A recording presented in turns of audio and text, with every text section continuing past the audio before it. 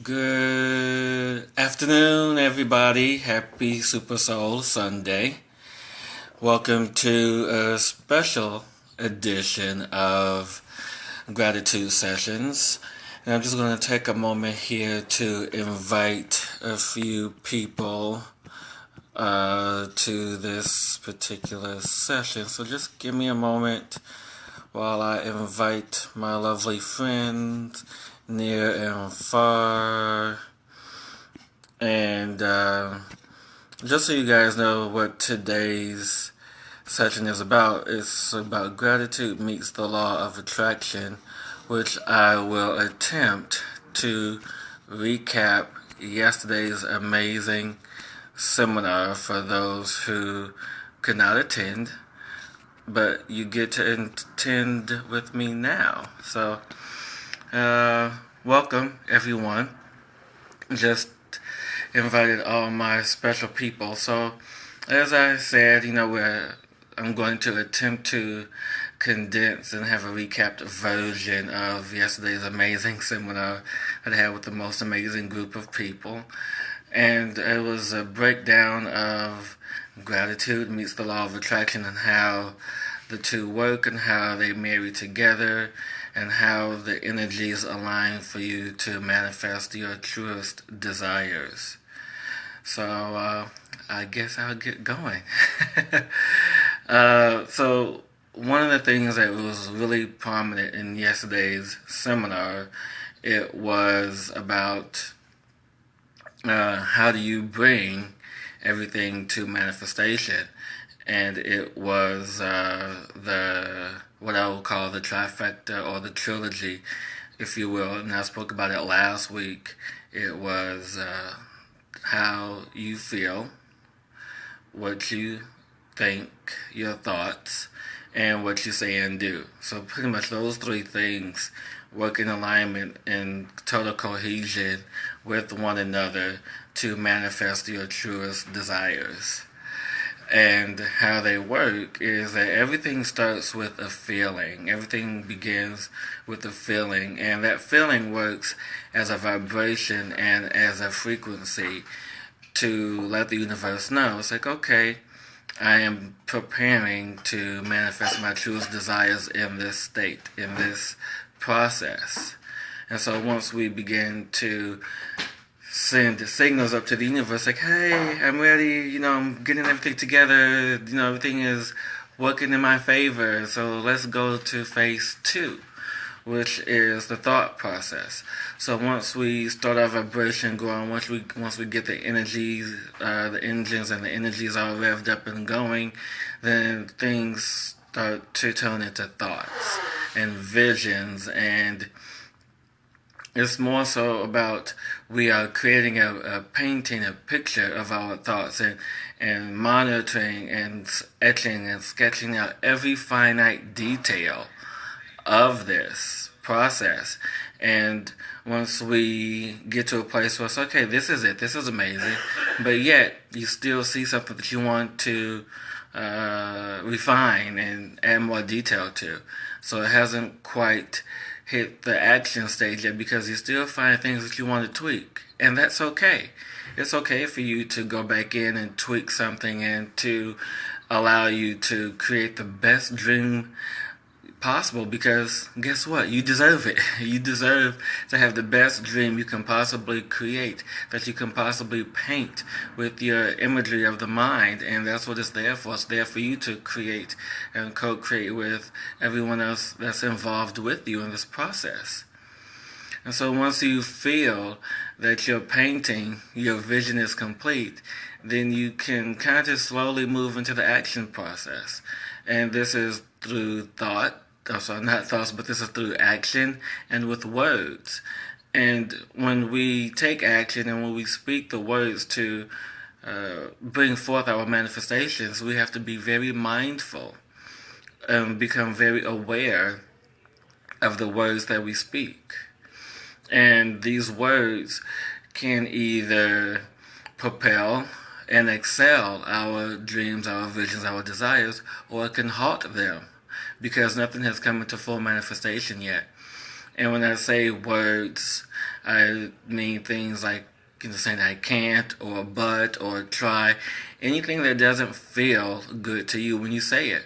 So any word that has like a negative or lower vibration to it or lower connotation to it, then just don't speak it. Especially when you are talking about your creation. When you are speaking about wanting to create something, just don't use those words because it can halt and possibly dissolve your desires, and you have to start all over again. Yes, exactly, Rocky. There is a buffer so we can't instantly manifest. But at the same time, when you are in the process of manifesting, you want to care for like an orchid or a rose, and it's a delicate process. And you want to be able to manage it with love and desires and passions and everything else that you have inside. So you just really want to nourish that. And when you take the actions, you have to trust your intuition. You have to follow your intuition. You have to follow your gut, knowing that whatever action you take is the right action that is in alignment, that you're allowing for your manifestation, for your desire to come true, right? So there are a few people on here. Thank you guys for watching. And I just want to say, how you, do you guys have any questions so far? Because I'm not on a script. I'm kind of loosely going off of what I did yesterday and some of the major talking points from yesterday. But yeah, it's really not a really tight-knit outline for today, just kind of loose. So just want to make sure that we are all on the same page when it comes to having the alignment and the manifestation process of it, because it is a process. I mean, we have to find what we have to find within ourselves to allow our manifestations to come true. And it's not just about how do we feel. It's not just about the thought process in itself. It's not just about taking the proper action. It's also becoming into pure alignment with that, with your hopes, your dreams, and your desires. And like Rocky stated earlier, that we have a buffer.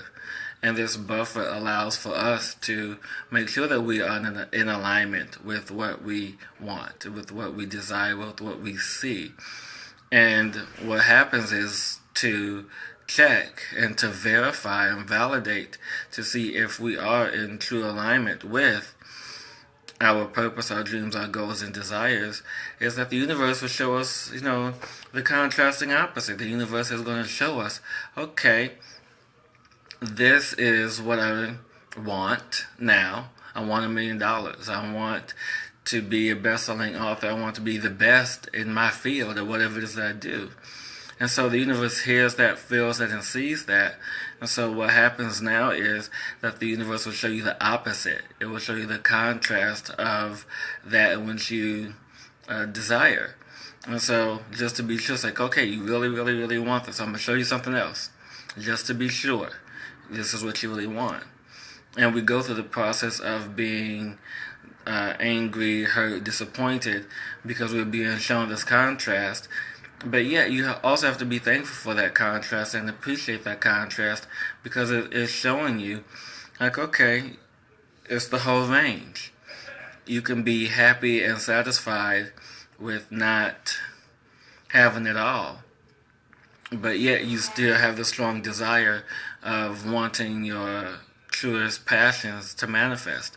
But here on the other side, when you are not seeing your truest desires to manifest, we get angry at the world, we get upset. But what do we do when we get angry? What do we do when we get upset, right? We allow ourselves to stay in that space to understand why we're upset, why we're angry.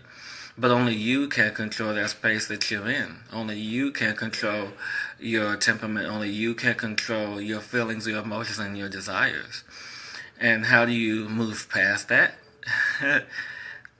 It's up to you. It's up to you to see how long you want to stay in the energy. But you just have to refocus your intentions, refocus your energies on the reason why you started the journey in the first place. The journey of allowing, the journey of creating, the journey of love. Because that's what it pretty much comes down to. Because the law of attraction is just the base for us to create, the base for us to manifest our truest dreams, goals, and desires.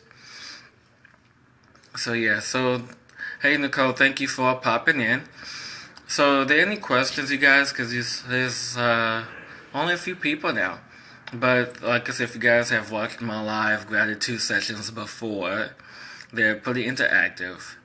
And they are, not just for me to share my experiences, but they are for you to help guide you through, to gain clarity, to gain insight to yourself and to whatever it is that you're working on. So, another big thing that came out of yesterday's amazing seminar that was a huge talking point for us was, how do we get past the feeling of being ungrateful for something, and how do we continue not to set expectations? So, and they kind of go hand in hand. And the example that I gave yesterday was, and is always a frequent example of mine, is that, let's say, for example, you have a neighbor or a friend who asks a favor of you. And, you perform that favor, pure joy, kindness, love, whatever emotion that you have, right? And so, about, a couple of weeks later, this person approaches you and say, hey, I need your help, and you kind of don't want to because you're not in that space to help someone. But then they turn around and say, well, hey, remember that favor that I did for you, last week or a couple of weeks ago, whatever it was? You kind of feel obligated now to perform another favor for this person to help them out.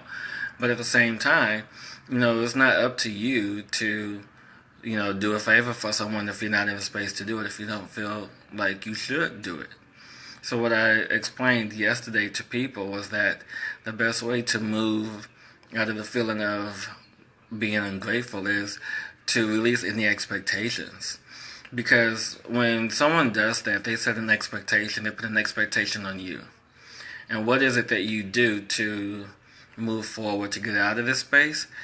You just allow yourself to sit with it and say, okay, I'm in this space of not wanting to do something that I've been asked to do, but I feel obligated to do it. But at the same time, you can say no, and it's okay to say no, because if you're not feeling up to it, because you have to remember that's someone else's expectation that they put on you. It's not your expectation that you put upon yourself. And when someone else puts their expectation upon you, then you're left with a feeling of guilt and anger towards that individual, and then that person is left feeling ungrateful towards you, and it's like this mismatch of energy, of lower vibrating energy that is, somehow comes into alignment with one another, and somehow it just creates a drift and a rift between the two of you. And what happens, no one is speaking to each other, everyone is angry, everyone is upset. So the best thing to do is to only do things when you feel good, only to operate in a place when you're feeling well enough to perform up to the task that you're performing, that you've been asked to do, right? And so when we look for the opportunities to do things when we feel good, then the outcome is of much greater love and much greater accomplishment, because it was done with love, it was done with happiness, it was done with joy, it was done with everything that you set the intention and expectation for. And you have to remember, when you set expectation, when you set an intention, they're the same. Just different words, basically. So when you set an intention, it's like, I'm going to go out here and, mow the lawn.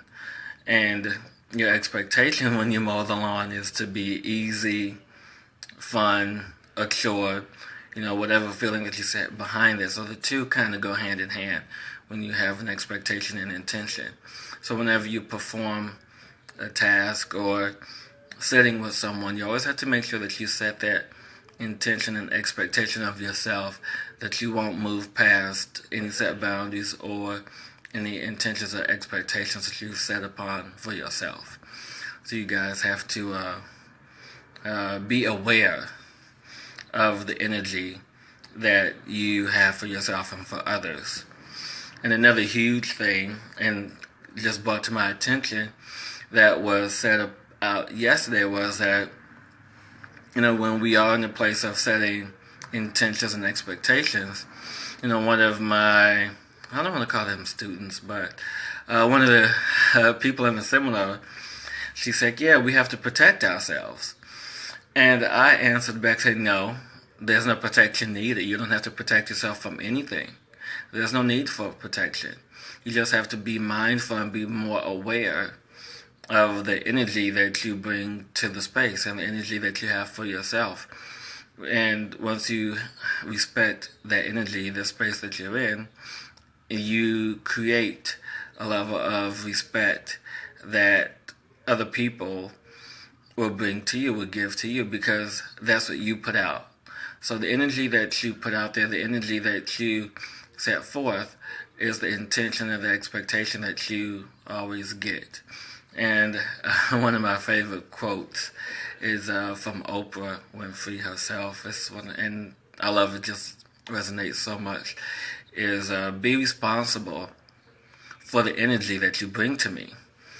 And that speaks volumes in so many ways. Like if you enter into someone's personal space, whether if it's their home, their office, their body space, whatever space they're in, you just have to honor yourself, because you don't want to enter anyone else's space bringing them a lower vibrating energy that doesn't serve you or them. Because really, do you want to enter into someone else's home, where you're upset, where you're frustrated, and you're just angry, and you're bringing that into someone else's space? Especially if you really don't know the person that well. There are exceptions to the rule, obviously, but you really have to consider, how you feel and what you feel when you are bringing your energy into another space. And think about that individual in their space, in the energy that you bring their space in. Because this person can be a high energy, on the high emotional ladder, very loving, very caring, but yet here you are coming into their space wanting to be lifted up, but yet you bring this lower energy to them. So what do they do? What are they going to do with that? Are they going to come down to meet you on their level and you guys rise up together? Sometimes it can happen, but at the same time, with you just being around this individual, your energy can arise just like that. So just really have to be mindful and be aware of who you are, where you are, and what you're doing with that energy and in that space. So thank you, Nicole. Thank you, Caesar. Thank you, Rocky. Thank you, everyone, for watching. Is there anyone that has any questions while I continue to do my recap about yesterday's seminar and how gratitude meets the law of attraction and how the two of them pretty much work hand in hand? Anyone? Any questions? Yes, no, maybe so. There's a comment down here. I think there's... Wait, what's going on? Sorry, guys. Just give me 1 second.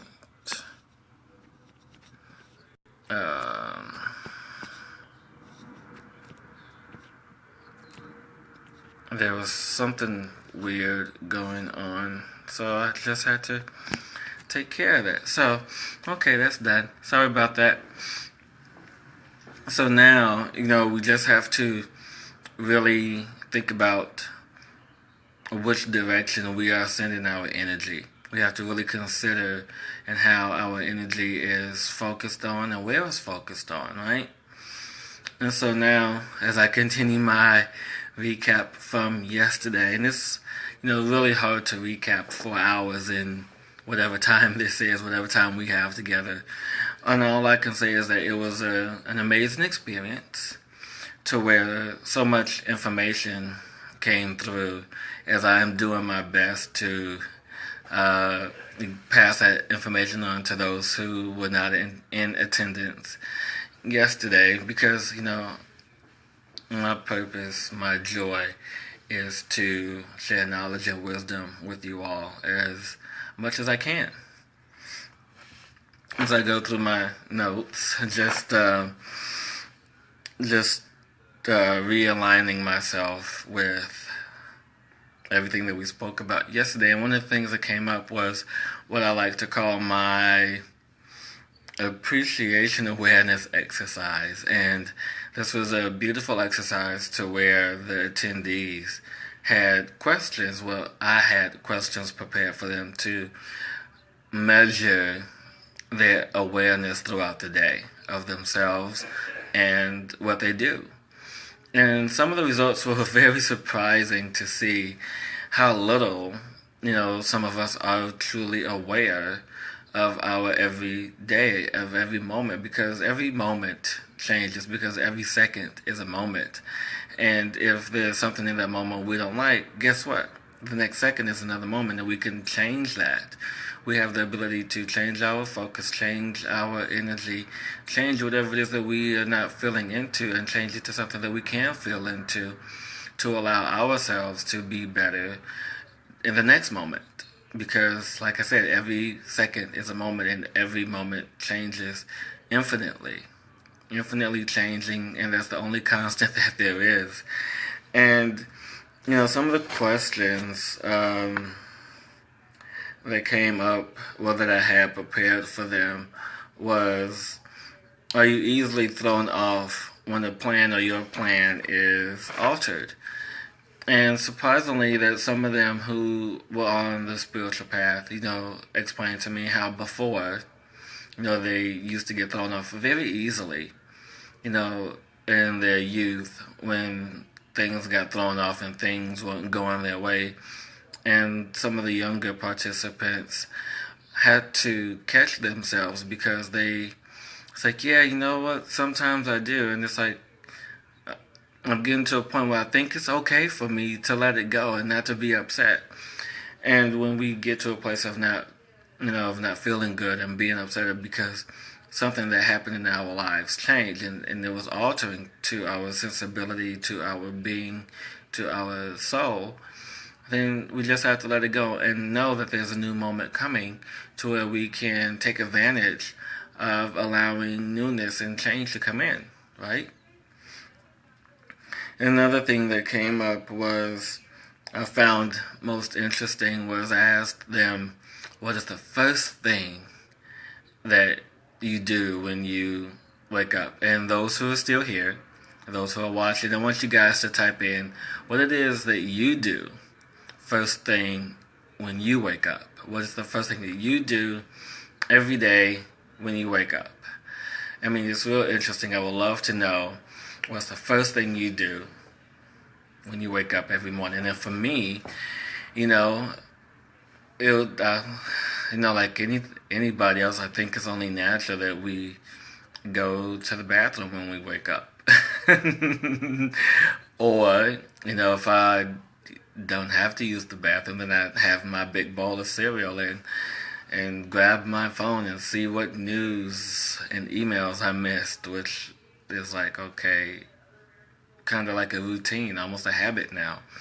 So for those who are watching, I want to know what's the first thing you do when you wake up, because this kind of sets, and the reason for this question is that it sets the tone for your day. I mean, if you are kind of like slow moving and into your day, then it's kind of like sets the tone. Then it's like not in a rush to get things accomplished. Just like your day is not regimented or it's not as scheduled as it likes to be. Oh, Melissa, that's a good one. Light a candle. That's that's an interesting one. Interesting one, Melissa. Why do you light the candle first thing in the morning? I like to know why. That one's isn't a typical thing I would hear. from someone who would light a candle, first thing in the morning. And this, like I said, what you do first thing in the morning kind of sets the tone for your day. And there have been times, me personally, where I've gotten up later than I wanted to. So I was in a panic and in a rush all day, not knowing if I was going to catch up in my day because I felt like I was always behind. I was in a rush. I was in a panic. Like, I got to get it done. I got to get it done. And guess what? We're never going to get it done. There will be other moments and other opportunities for us to get things done, right? And some of the other questions that came up in yesterday's seminar that I found interesting is what people explained to me about the intuition. And the question I actually read was, are you listening to your intuition? And the stories that people shared with me about listening to the intuition was that they didn't know it was the intuition. They just kind of dismissed it. And the consensus of the group was that most of them took them a long time to really hone in and to really find what the intuition was. They didn't know, if it was a voice, or if it was a feeling, or if it was alternated between the voice and the feeling, and what did they do and what did they not do.